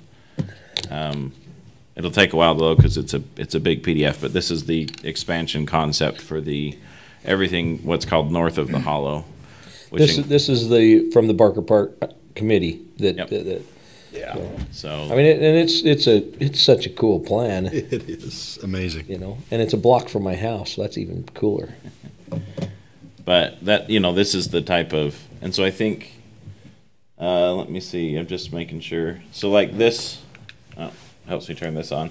This building right here, it's hard to see, but that is a Bowery with restrooms. So like the plan specifically spells that out. But there's it's a pretty detailed plan. They spent a lot of time and effort putting it together and getting it ready. Where's the barn on that plan? We put that in there. Lower area. The barn right now is right here, I believe. Yes. And that is number 14, the Campbell barn structure. And I think there was some discussion of having that also be a teaching, inside. Yeah, I'd hate to see it cover up the pump house of a splash pad. That seems like a waste of reconstructing that. The only issue is it's not very big square footage, and so teaching area is not. I mean, it'd be a very small classroom, which is fine. It's just you could maybe fit an elementary school one class, but you couldn't bring all three from the grade or whatever. And so that was the only thought that spurred that discussion. And there again, that idea hasn't been bounced off anyone either. It's just been, let's make sure that we're getting the right usage. But and then this is the splash pad, this kind of shape. And the other thing too is, like I mentioned, elevations. Any of these buildings can be clad in any sort of material that we wanted to make it. We could put everything in a cedar faced building and it would weather and look like the Campbell barn looks. Right. With maybe the exception of the shingles on the roof, because we'd want something a little better than cedar shingles. So cool.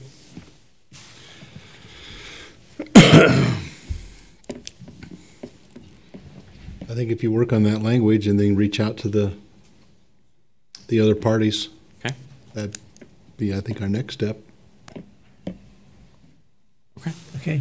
And then just for clarification, because I've always called it the wrong thing, this little bit here is the island. So I've called it the finger, and it's the island. So just to make that clear. Not call it that. Yeah. But any other questions? Why'd you call it the finger? I'm just curious. No, You got enough discussion to, I think so. then the next step would be, of course, a meeting with the MBA. Yeah, so we'd get probably some feedback from the other groups that might be interested in, I mean, there's no reason why there shouldn't be feedback from it. I mean, that's why it's discussed publicly, is feedback from anybody. I think it would be wise for us to have Tiffany and Dave kind of put their heads together just to see what they may need in that park to run that park in the future. If they're going to need a building of sorts, and to just kind of analyze it so that we could get some input of what they may need they foresee being in that park to help them to take care of that park, because you have that big parcel, plus you got the amphitheater area, and there's just a lot going on in that park. So I think we should get some feedback from those guys too. Yeah. So I'll circulate it to all staff who would be involved. Can you go back to the deed for just a minute? Of course. So this will cover the entire park, is that correct? So it would cover the transfer of every piece of property to. And I'm sorry, Barker family, but I keep getting this so confused. Ray and Fern is the south half, right? Carl and Lorna is the north half. Okay. I think in the perpetuity piece that we ought to be referring to Carl and Lorna as well as Ray and Fern. So it's two parcels. So in theory, the new parcel outline that covers the majority of the park actually crosses the hollow and includes both sides. Okay.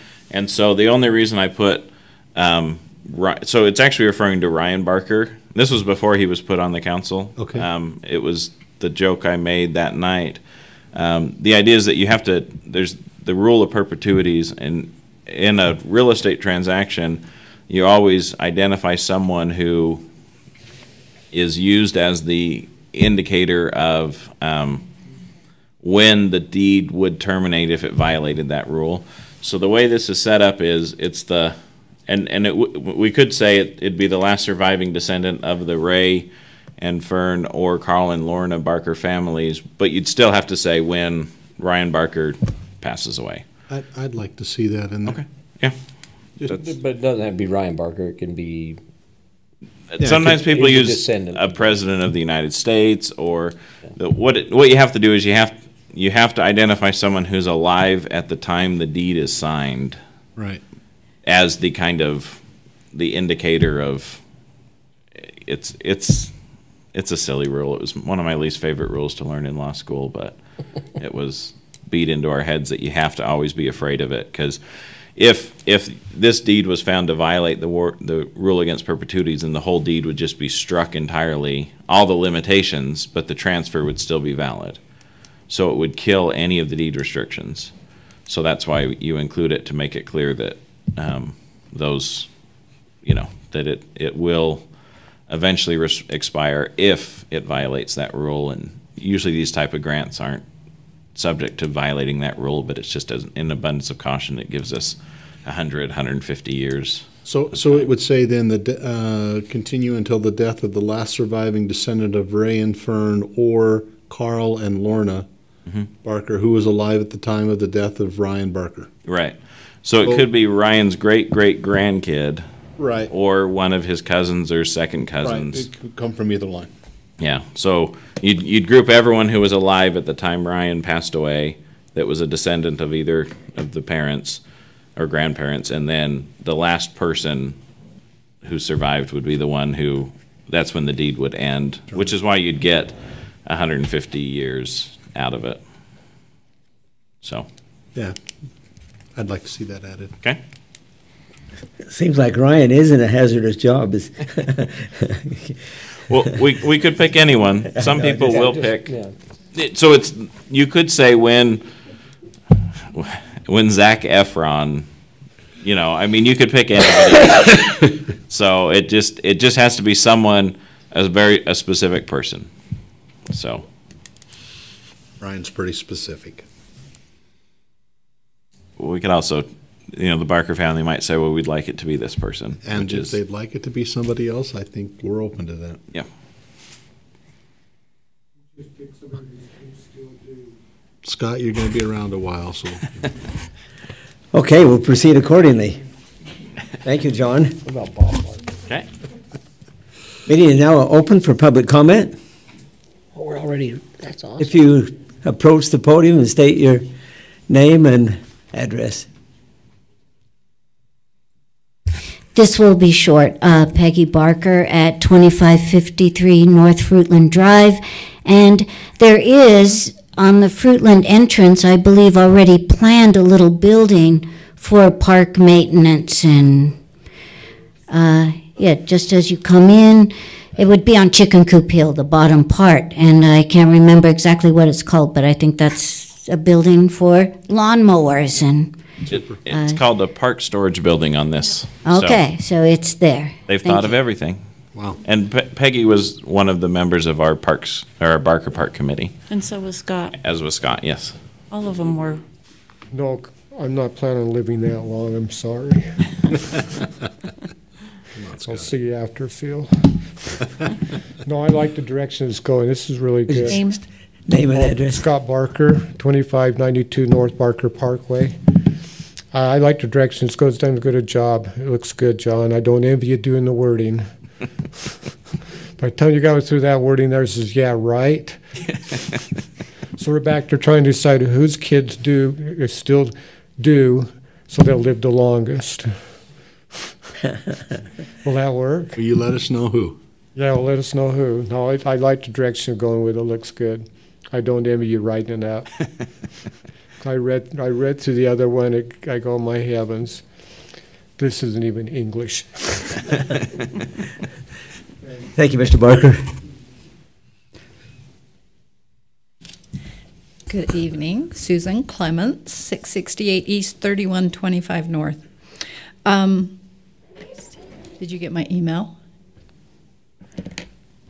I didn't. When I did you checked send just it? before I the sent an meeting email and to didn't see you it. just a few minutes ago. Oh, no, I don't have But I'm going my- to tell you what I I sent don't the have email. it up. Okay. On the wording that you talked about, John, you might want to add something like, or that one line that says you can't build a public work building, or a building not specifically used for park services. And then I thought, well, what if we want to move the Parks Department over there because it's going to be the biggest park? And how big is it compared to North Ogden Park? Because I think North Ogden Park right now is the largest park. I think Oaklawn is. Does anybody know how big the one is compared to the other, and just roughly? I'll see if I can see. But it's nice to have that public parks, or the the Parks and Recreation there by North Ogden Park, where it is right now. It's nice to have it there because that's such a big park. Would there be anything keeping the Parks Department from moving to Barker Park, where it's going to be bigger than North Ogden Park? Not that I think it should move, but would that restrict that from happening if the Parks Department felt that they needed to move to the Barker Park? Just something to think about. Also, on the recycling, could we replace the curb recycling with the big bins that you could maybe put at the Public Works building or the green waste if we do away with recycling? And I don't want to do away with recycling either, but and I'm interested too, does the Republic charge by the weight or by the volume? By the can. By the can, so each can, so it's more volume than anything, except for those cans are not always full. So, and then we're charged by Recycle Earth by the ton. Oh, okay, so that is weight. $36.80 a ton. So Republic charges for picking it up. Right, And Recycled Earth charges for us for the leaving weight. it there. Okay, all right, good. And I think we do need to look at, if we do away with the recycling, if we can have some large bins in the city, because I think I continue recycling. And I like the idea of having an open house or something that people could really come and ask a lot of questions. It was interesting. Today was our garbage day, and as I was driving past a garbage can, there was a whole bunch of pizza boxes in the recycling.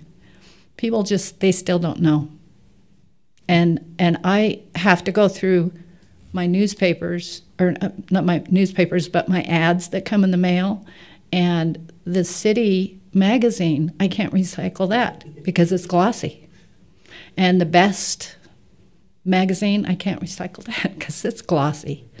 So there's an awful lot that we can't recycle. I wish we could change the magazine to make it so it's just newspaper kind of stuff, and that Lindy Best would change that too, but we can't make them do that.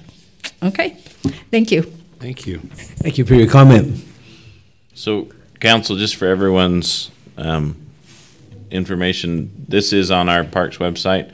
The largest park is actually the North Ogden Park, the center one. It's 24 acres. It's split into an east and west here.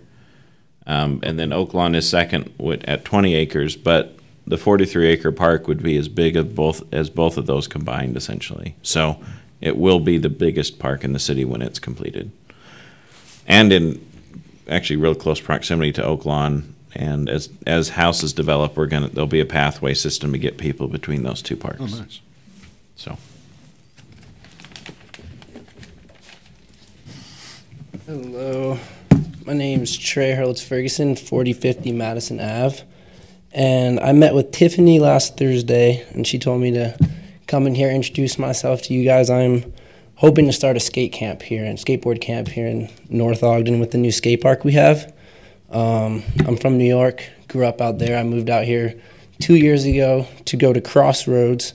I was dealing with social anxiety and depression and stuff like that, and skateboarding was just a huge thing for me that gave me something to do when I was stressed out. It gave me somewhere to go when I was stressed out, people to hang out with that were positive for me and could just skate with me and just keep my head on straight and keep me from making bad decisions. And since I graduated Crossroads, I started working for a group home in Ogden, Canyon River Ranch, and we use skateboarding every day just to help these kids stay positive, stay healthy, give them something else to love doing besides getting in trouble, not listening to their parents, this, that, and the other. But basically my idea for a camp would be something in the mornings, weekdays. We can meet at North Ogden Skate Park from 9 to 12. Give these kids, because I skate at Crossroads a lot and I have a bunch of kids there that are ready to get dropped off by their parents, and because it's a safe space where they can go and they're not going to deal with kids smoking cigarettes or smoking weed or being judged and stuff like that. It's a very safe space that Crossroads has, and I've gained a pretty big following with the kids there just that enjoy skating with me, and a problem they have is their parents don't want them to go to Ogden Skate Park or other skate parks because this is the one place that they know they can go and be safe. And that was just upsetting to me because we have the new skate park, and I feel like this is something that we should be able to provide a space for kids to be safe and parents to feel good about leaving their kids at our parks, especially during the summer. So I wanted to propose the idea for a skate camp. One thing Tiffany told me was that there's two ways of going about it. You guys could put on the camp, hire someone to run it, and you guys would take on the liability and the insurance and all that, or the way I wanted to do it would be I would be a private contractor, pay you guys a fee to use the park, and then it would be ran by me. I have first aid, CPR, and lots of experience through working with the group home. I have other staff that they currently work for Crossroads that are interested in working with me. They also have background check, first aid, CPR, certified in, or they do the same work with helping mentor kids, and I just think it'd be a fantastic program that could really bring a lot of positivity to North Ogden and the youth. So just wanted to share that. So would this be to teach kids new skills? Yeah, so the goals of the park would be, for kids to start being supportive, to support each other, and obviously growing as a skateboarder is a goal, but the main idea is to just create a space where the kids are going to feel comfortable, where they're going to be able to think positively, they're not going to deal with judgments, and then they're also going to get to spend times with me and the other staff that are the older kids who skateboard in the community, get to know us, and it kind of just creates this trickle-down effect of support and kids looking out for each other, and you know, we can tackle social anxiety, goal setting, creating healthy bonds. There's tons of metaphors I can think of just in skateboarding, and just that you can relate to life and really help kids understand stuff like when life gets hard to get back up and go again. Because skateboarding, it blows my mind when you see someone fall trying to trick down 20 stairs and then he gets up and does it again, and you can see that goal through. And just to encourage that type of thinking and show the kid, like, put the metaphors right in front of them and really just help create a positive space and just positive thinking amongst the youth. So you would charge the kids in the camp? Yeah, so I wanted to make, because I know the owner of Crossroads very well, and they were willing to sponsor in case some kids weren't able to afford it, but we were thinking like $80 a week, something super affordable, not too expensive, and makes it accessible to almost everybody, I would hope.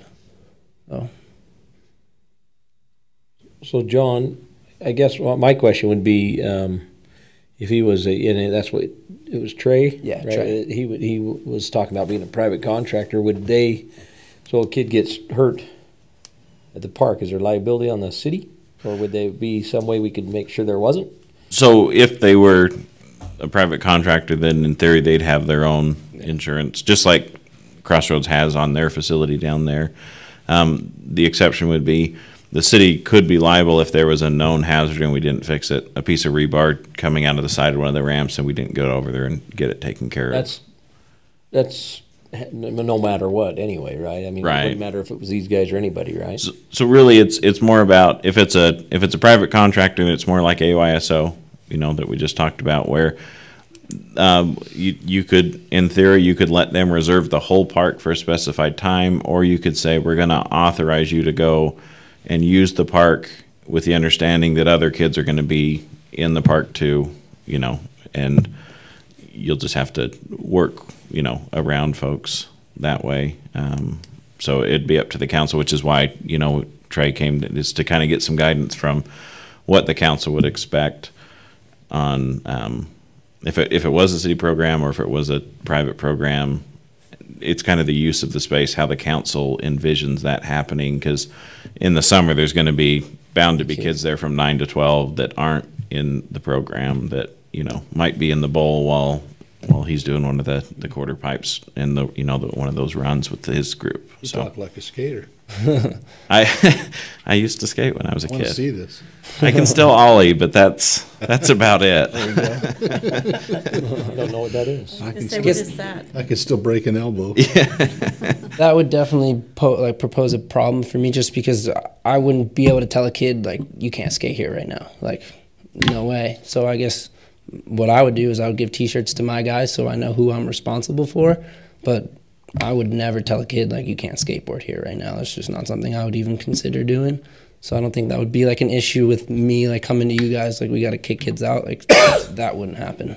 That would just be something I got to figure out, how to not have kids knowing they can just show up and pretty much be a part of it for free. But like I said, my biggest goal is just creating this space more than making money. I mean, I still have my other job. Like, this is on top of it, and so stuff like that I don't think would be the biggest issue. It's just how to go about starting the business, because if I do feel like I have a pretty big following and a great idea, and at the end of the day, if I'm doing the same work either way, I'd rather be able to put on my resume that I started a business and I sat down and made a contract with North Ogden City and had a liability insurance and did all of that, instead of doing the exact same thing and just saying I was paid hourly by the state. And so that's really just where I stand. So I like the idea of it. I think it sounds fun. But obviously we need to see some contracts and stuff, but I think that would be fun. And you ought to open up a class to 50 and older. No, definitely be open. Why are you looking at me? We can't carry that kind of liability insurance. And we do, just so everyone knows, we do this with other programs where we actually will even collect the fee for the group, but they're still a private contractor. It just, they can register through our system, and the other person doesn't have to set up their whole own online, and it's still a city. It can still be city sponsored without being a full city program, if that makes sense. But it would all depend on what Trey and his group wanted to do. I like that too, because it definitely makes people more comfortable paying for something if they're going through the state instead of give me money. I'll see you all on the first day of June. Yeah. That I'm with definitely Carl. would work, I love it. And congratulations on your graduation and Thank all you. that. That's wonderful. I appreciate that. Yeah, I love it. I think it'd be awesome. I'm fine with something. I mean, I'd encourage you to sit down with John and Tiffany. Let's start working out details. Okay. So that would be the next step, just to make an appointment with you guys and Just make it through Tiffany and we'll through be. Tiffany. Yeah. Okay, great. Thank you so much. I Okay. appreciate it, guys. Awesome. Have a good one. Thanks, Trey. Thanks for coming. I want to see you get Bob skateboarding.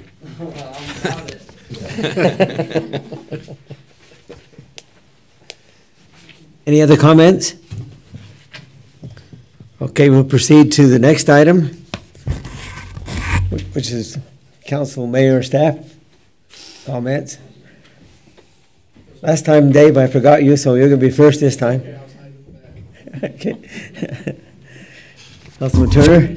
I have nothing right at the moment. Councilman Swanson? Just to recycle the recycling. No. The simple point that I was trying to make is, if we were having to charge $200 a month for recycling, I think most residents would say no. Get rid of this recycling program. So at some point, we cross over a boundary where what the recycling program does is not worth the cost that it takes to get it done. And so all we're doing at this point is deciding whether or not we're at that point. And other than that, I love being here. I love serving with you guys. I love the public that shows up. It's awesome. I love the way the mayor picks on me.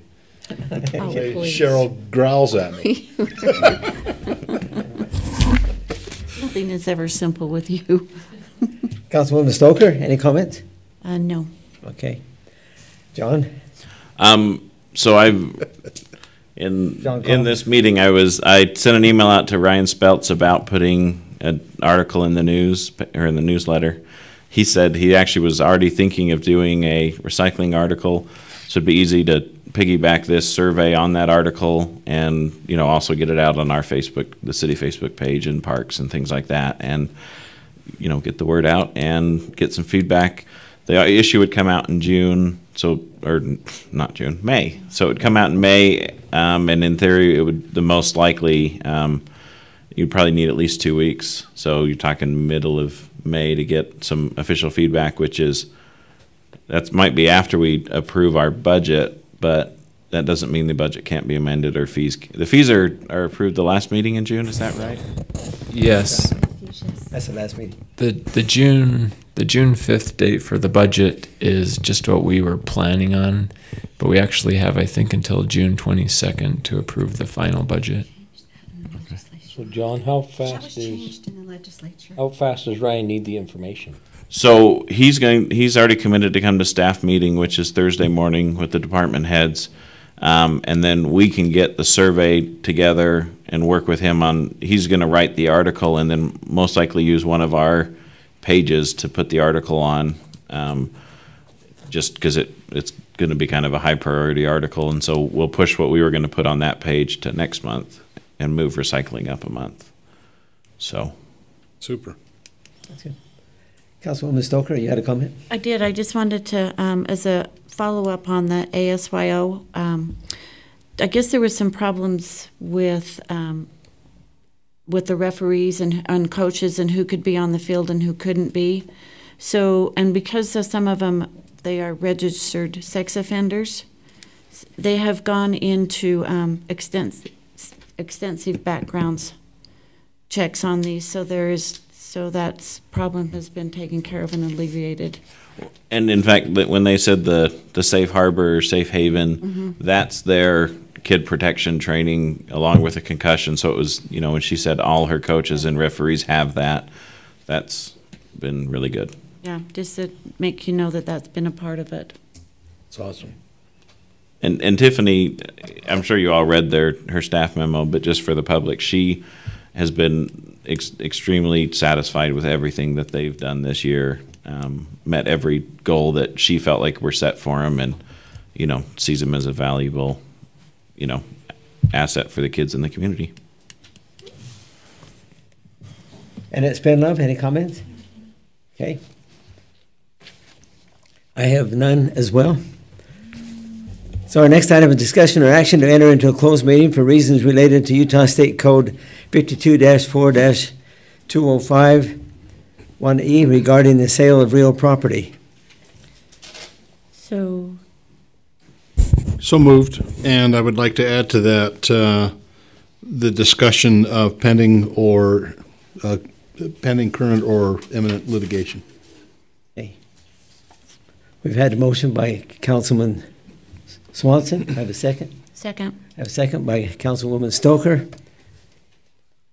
We'll begin the voting with Councilman Turner, Yes. Councilwoman Stoker, Yes. Councilman Swanson. Yes. Motion passes. 5-minute saunter. Thanks, everybody.